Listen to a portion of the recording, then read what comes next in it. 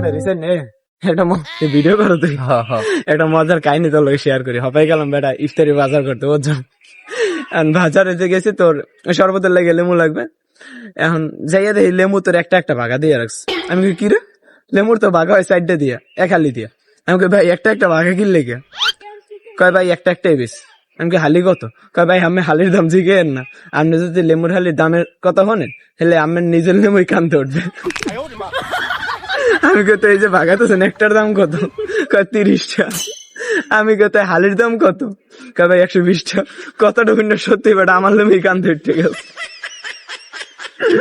লেবুর দাম বেটা যদি আলি 120 টাকা, ভালো কথা হেনতে লেবু একটা কিন না গেছে হলে মরিচ কেনতো যাই দেয় দুইটা ভাগা দাও মরিচ।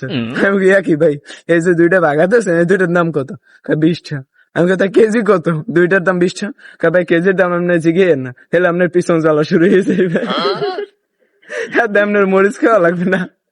আমি কি কনা বলতে বল কথা মিয়া, কেজির দাম কত ইয়ে কন আপনি? ভাই 200 টাকা। কথাটা শুনলে ঠিকই পিছন জ্বালা শুরু হয়ে গেছে। এই হইলো বাজার ঘাটের অবস্থা বেড়া, বুঝছো?